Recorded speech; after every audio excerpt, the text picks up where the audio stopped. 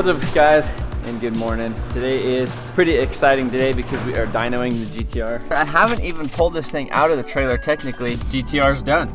The only thing we need to do is stop by the shop, pick up the N1 hood lip and stick that on. Go back up to the trailer, get heading up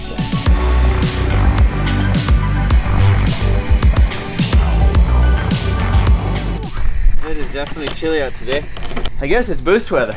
This thing right there. Boost weather. So boost weather hoodies are actually back in stock on MotionAutoTv.com. This week is 7 times entries plus cash in orders. If you want to get a chance to win the R32 Gtr, you gotta hit rip the dyno.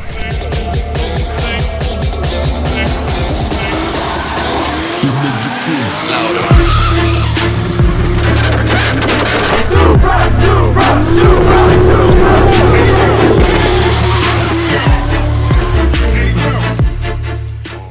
All right, boys, so we just got over here to Steve's new shop. He's got his logo on the outside instead of the inside. Steve, what's up? How you doing? I'm doing good. How are you doing, buddy? Oh, not too bad, buddy. I like the shop. Thank you. I'm glad to finally get to come and see it. I know. Super pumped to be here. We've been trying to get on the dyno for like 2 weeks and just the schedules, they haven't lined up, but I left it in the trailer. So what do we got here? We got the dyno. I've been on this thing how many times? 3 or 4 times. 4. I think it's about 4 times. He's working on some Supers right here. These are some customer cars, which is pretty cool. Always like to see Supers everywhere we go, but now I feel like I'm getting more into the GTR stuff, which you got some of those in here too? Yeah, I got a few of those. Charles, how you doing today? Great, doing great. Happy to be here. He's just editing the videos now. He doesn't film the things, so that's why I haven't been filming anything.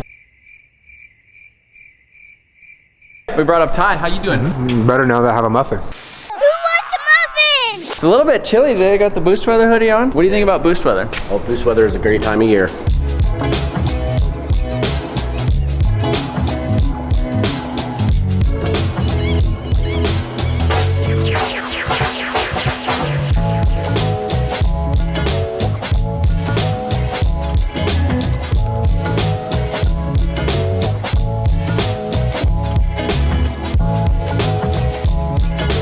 Steve, what do you think?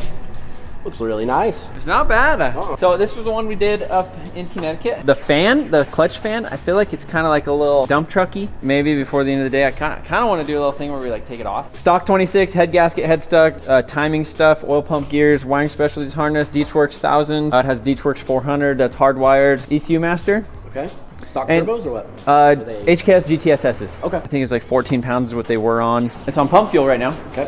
And then I have 10 gallons of E. Okay. Yeah, I'm excited. What do you think it's gonna make? Tommy has made, I think, close to 500 on E, is what he said. It's like 400 on pump and then somewhere in that on E. But I mean, it feels really good how it is. Okay. On 14 pounds on pump. It needs a lot. You'll feel the acceleration enrichment. Like when you dip into the throttle, it definitely needs some fuel. Why don't you get you the cable for the ECU master, and then I guess we'll go from there. All right, so it is all strapped down in here. Steve double checked the timing, made sure everything was in sync with that. Checked for vacuum links, everything looks pretty good. So we double checked, we made sure that the flex fuel sensor was all up and working. Now he is just going through the ECU, kind of adjusting some settings, making sure everything looks good before we do our first pull.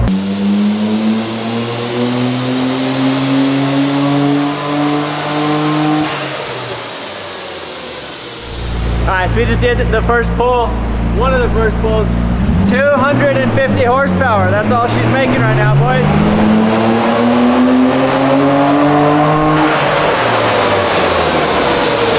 It went up to 270, so we're making a little bit more, 275. And we're just getting started.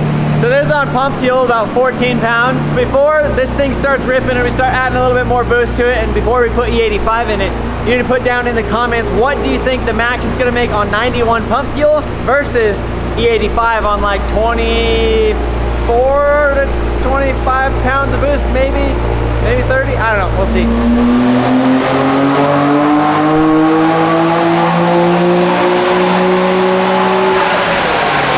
What do you think? It's getting there. Trying to lay down all the groundwork for it first. Yeah. Well, this thing was just a base map. Yeah. A really basic base map. Yep. I didn't really do anything to it other than look at it, and that was it. Yeah, we're only about 10, 12 pounds. Yeah. Yeah, so on the gate, getting the VE table built, and then I have all the flex fuel stuff set up already. Nice. To blend between the 2 tables. I already have my ignition tables in. We're gonna build the closed loop boost control in and go from there. So I think pretty good for 10, 12 pounds. I think you're right, it's gonna take like 200. 28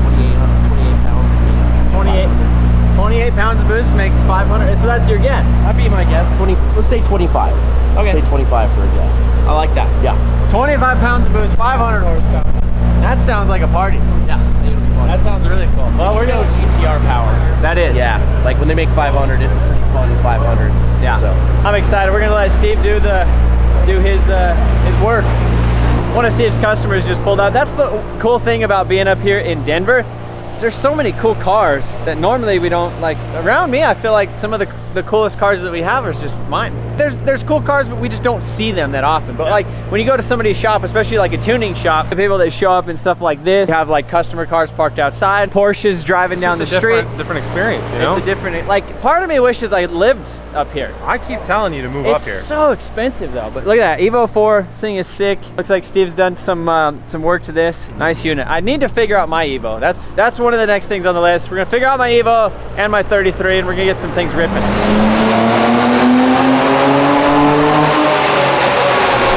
All right, so Steve just did another pull, just barely turned up the boost, and you can see we were on a different trajectory right here. You can see the last one kind of cut off there. This one was going a little bit further, and the last pull before turned up the boost was 299 horsepower basically, like wastegate, which is like 10 to 12 pounds. What was actually happening is it turned off. So like at the top of the revs, not even at the top of the revs, it basically just completely turned off at like 5,700 RPM. Basically looking through the log right now to see if we're having an issue with maybe the cam position sensor, or if it's like a safety or a protection or some sort of a fuel cut in the ECU. So he's looking through the ECU right now to see that. The only thing that he can see is a fuel cut actually after the car already turns off. It like goes on and off, on, fuel cut, on, off, but that's after it happens. So, see anything else? not yet. We're still synced on the right tooth. We didn't lose that. Huh. We do have a spike in intake air temperature, like the sensor went offline. Oh. Right about, so we hit, it's cruising along at like 102 degrees, then it smacks 248 degrees. 50 RPMs before that cut comes in. That's the factory IAT though. Right. And it's in the intake, and I never changed it.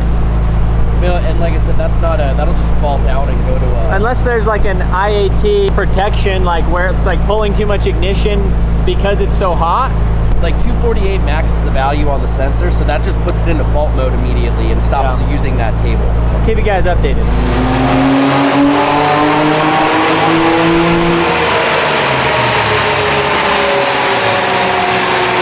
Oh, it just happened again. So if you see here the sync tooth, we lose the sync tooth. So this is the CAS wheel on these are a 360 degree RPM trigger, and then it's got 4 odd-sized home triggers. So see how we stay synchronized, synchronized, synchronized, and then no sync, and our sync tooth goes from 120 to 0.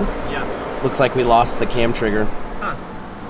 So, RB problems. RB problems. Do you have any cam triggers? Yeah, we're gonna grab one and throw. We think we figured out the problem. All right. CAS wheel, okay? Put a new one in, roughly the same spot, which we know you can adjust the CAS wheel, right? But we were 15 degrees off. Oh, so that other CAS wheel was just lagging behind by 15 degrees, which is why the car kind of felt sluggish and not great. So see, I thought it was just the dump truck fan. It's like driving with the e-brake on when they're 15 degrees back. That's like that. crazy. So put a different CAS wheel in it, check the timing, and basically the same spot, and it was off. So because he said when he was... showed us a good number, it just was actually lagging behind by that. Yeah. That's crazy.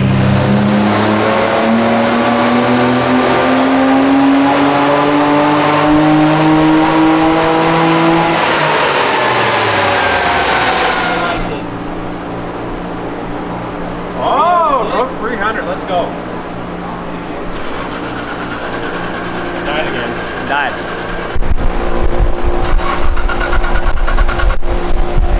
So it sounded better on that pull, but basically did the same thing, and then now we have 0 RPM while we're cranking it. So the dyno is one of the best diagnosing tools you could have for a car. Pretty much anything that's gonna go wrong on a car is gonna go wrong in the dyno, right? That's what happens. So this is one of those weird things where you don't know. Like, it just works. The car didn't start, it didn't have crank position, cam position, any of that stuff. In the CAS, we switched to my old CAS, still didn't work. And then basically it ran though. So then after he did the little continuity check, so we're gonna see what happened.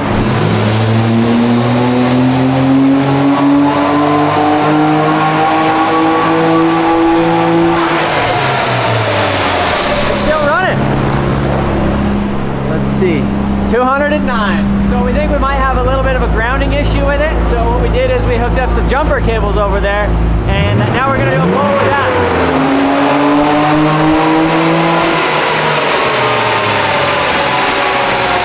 Looking at the log, was it dropping 5 volts? It's something is getting mad on the 5-volt circuit. Coolant temp spikes and voltage on the coolant temp channel goes to 0. Same with the intake air temp. We lose the cam sensor for a unknown amount of time, but eventually it does come back. What we are looking at now is we're pulling this coil kit out.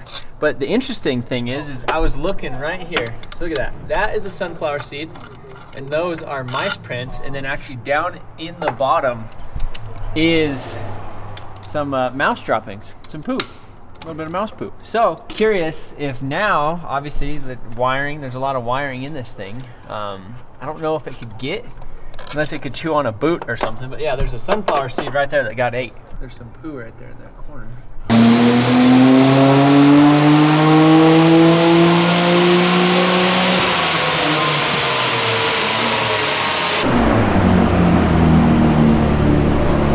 So we just did 2 back-to-back pulls and it seems like it's okay.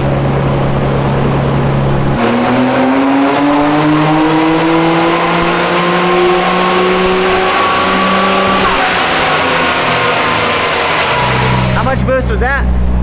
That was a peak of, let's see here, 20, and then falling off to like 13. Okay. So we're gonna try and pick that up on the backside. Yeah. It's about 20 pounds of boost, 383 horse, and about 344 foot-pounds of torque. So the boost controller, he has it set up. Normally I do like a wastegate duty cycle, so I say 30%, and then at 30% it makes 18 pounds, and I put 45%, and then it makes 23 pounds. He actually has it as a boost target, so the computer is actually adding and taking away duty cycle to hit that target boost, which is cool, because then you could actually go in and say, okay, I want to hit 12 pounds of boost, and it'll do whatever it takes to get to that, whether you're at sea level or whether you're at the top of Pikes Peak. Now we're gonna get ready to do 85 here in a little bit.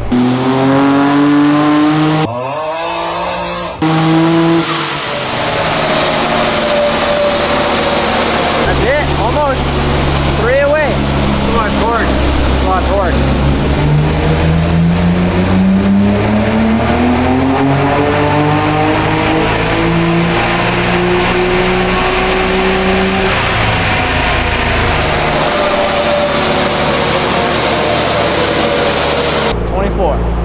Twenty-four piston.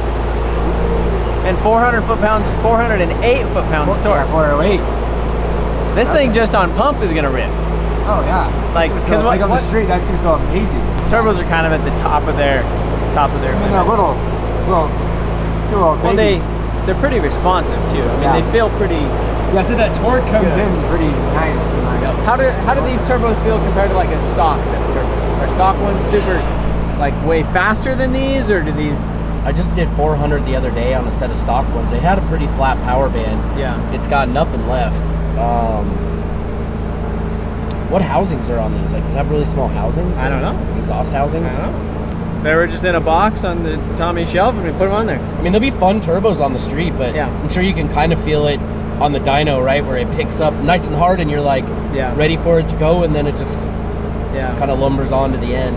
Maybe it needs a G series. I think it needs a G series. Maybe it needs a G series. it's ethanol first. Yeah, let's Yeah. try some ethanol. Okay, is it ready for ethanol? It's ready for ethanol. Okay, so we're just gonna Yeah, pour it we're in. good. I'm gonna do a quick drivability check like I usually do. Yeah. And then we can put ethanol in it and do all the rest of it. Cool. All right, so now that we're kind of done with the pump fuel stuff, we're gonna splash in some E98. We definitely want to have this thing get some higher ethanol content, just so that way, let's say if the winter this thing is in California or somewhere else where they have like maybe good, I don't know if they have good E85 out there. They probably don't. Probably not. If they're in Oklahoma They have good or E85. Iowa or wherever they have all the corn, or Nebraska, I think they have some good E85. You know, then we'll have the high content numbers, but basically the computer's gonna do most of the work. stuff. Yep. So. Yep. And that's what's cool about having the electronic boost control, the flex fuel sensor, all that stuff just wired in, talking to the ECU with the wiring specialties harness. That's pretty much it. This is the ground that we moved. It was down on the block on the engine mount. We moved it up here for now. I'll move that stuff around later, try to clean it up, but for now, that's what we're messing with. Put some E98 in it. What are we at now? We're at 65, 66%. It'll come up.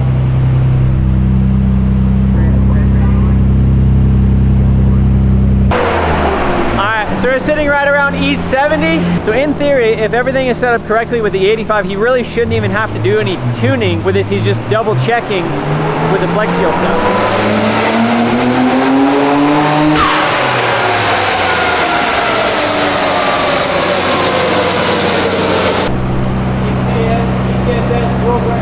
It was already at 488, just like chilling with it. So we're going over 500 horse, boys. So if you guessed 500 or 500 plus, You're in it. If you guess less. also, you know, it'd be a good time to tell you guys right now, 37 times interest plus cash in order.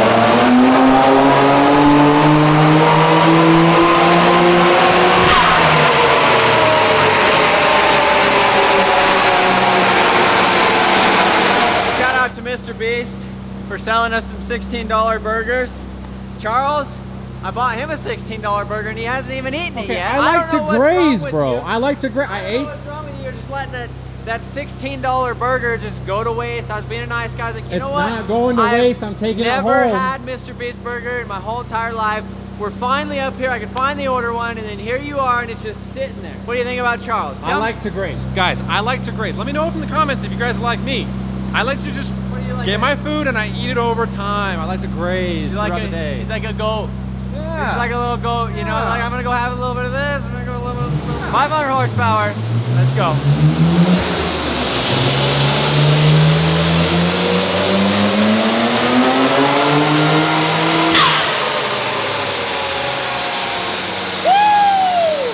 Let's go! Let's go, dude! Wow. He's got to extend the table. He's got to up the table a little bit. Look at that, 502. 455 foot-pounds of torque, so that's not bad. 502, and it sounds like it is smooth, it is crispy. Look at that torque It is curve. It's clean. just like, This goes up and up and up and up and up, and then you're good. Well, the turbos just kind of fall off because choking they're out, yeah. They're twins. It is twins. And like we're giving them the sand, but because they are the HKSs, because they have the steel exhaust wheels, they're not going to come apart like a stock one will, and that's mostly why you upgrade these things. Because the stock ceramic wheels, you turn them up past like 16 pounds of boost, they just like shatter into pieces and destroy your engine. So that's why we got these HKS units in there. So this is basically our number at the end of the day. 509 and almost 500 foot-pounds of torque, which is super sick. So what we're actually doing now is we put my crank angle sensor back in it, because we don't think that that was actually the problem. I think it was more so the grounding issue, and I don't want to take his sensor and have to buy myself a sensor and him a sensor, put mine back in it, and I'm pretty sure it's good. We're gonna double check it on the dyno, do some quick little pulls, do a little bit of the drivability stuff, make sure that it's still dialed in, and then I think we're pretty much wrapped up here for the day. But we're gonna go do some other fun stuff after this, so stay tuned. All right guys, so huge shout out to Steve over here at Divulge Motorsports.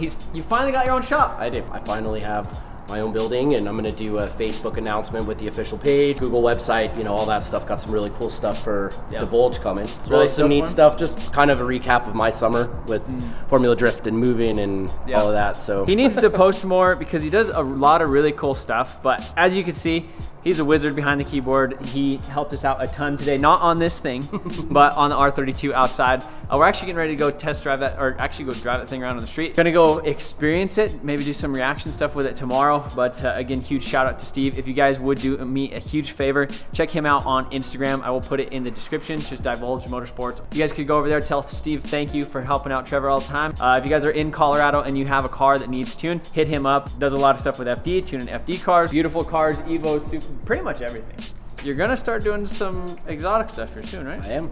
So Sure am. Got some neat stuff pretty in the works. soon. So maybe I just need to sell like 10 of my cars, and then we'll get like a McLaren or a Lambo or something. Put Steve to the test on that, and see how that works out. But let's go drive this thing. Thank you, Steve. No problem, man. Appreciate it. No problem, dude. See you guys. So we came over here to shoot some pictures because we got this cool neon sign, and the one thing that we've been missing on this car since we got it painted was the new hood limb. So I hesitated for a little bit because this thing was 500 bucks, but Sean, before I left on Friday, he actually painted this thing, and so I picked it up this morning on the way to the shoot. So we just got it bolted on. I still need to put the double-sided sticky, but for right now, That just changes the entire front end of the car. $500 lip. It looks beautiful because the other lip that was on here was like this like rubbery foam thing that was just wavy and it looked like crap. This is actually the OEM like Nissan Nismo Heritage one, and it looks sick, and I'm glad I did it. Alright, so we just got done shooting some stuff in the parking garage, but as of now, that's pretty much going to be it for tonight. We're going to do some reaction videos and actually driving this thing tomorrow, so we get this thing loaded up, head home, stay tuned for tomorrow. Alright guys, it is the next day. We are here at the shop. I got the R32 all unloaded, and Sean hasn't been for ripping this thing. Yeah, I'm excited though. Well, honestly, this like, thing was dope before. Yeah. And it was making what, like 300 maybe? No, so when we first put it on the dyno, it made like 214. Oh, wow. Like the first pull. Like, really? Yeah. Then it didn't really feel that good, and then, so like, then it was like 240. It ended up making, obviously, like you guys see in this video, 430 on pump, 509 on E85. Yeah. It's on E right now. It's on E. It's on E. It's ready to rip. Let's go. And I drove it around a little bit last night, just going to the shoots, but I really didn't have a chance to rip it. So this is gonna be my first time ripping this thing as well. So see what Sean thinks about it. I'm just excited to drive it. Me too. I'm excited to ride it. Oh, you got a seatbelt on. Yeah. Think the hood's latched? Yeah, I checked it. It looks like it. You checked it? Well, I was like looking at the lip and then the hood didn't pop up, so. Remember last time we did this? I do. Do you guys remember last time we did this? What ECU plugged in? There's a fuel pump ECU. Wham bam. Thank you, ma'am. Yeah, it's just so smooth. You like that twin setup? I like the twin. Yeah. They feel good. It It's just a feels lot like different, like an OEM car. Like typically, you know, we go for rips and something with like a big single and it's just like all of a sudden. But this is just like a consistent, steady, like, pull.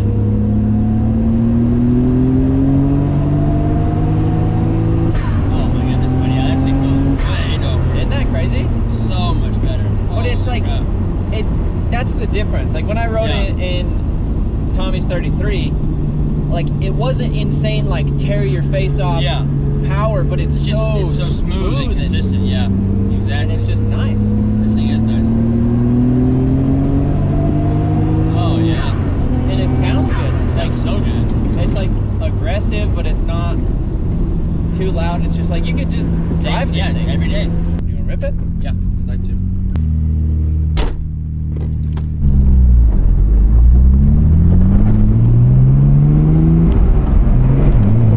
Feel for this touch.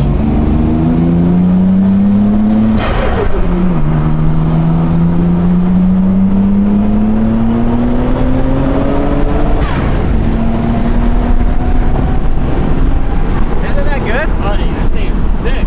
Like it's just so smooth. Oh my god, this thing is sick. It's so much different when you're driving it too. Like it's fun to ride in it, but when you drive it,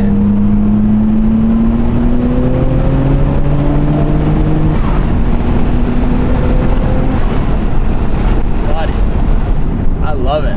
It's so weird driving a right-hand drive car too. Yeah. It's like, I don't know, it's interesting. This thing is sick, dude. It's on there though. I love it.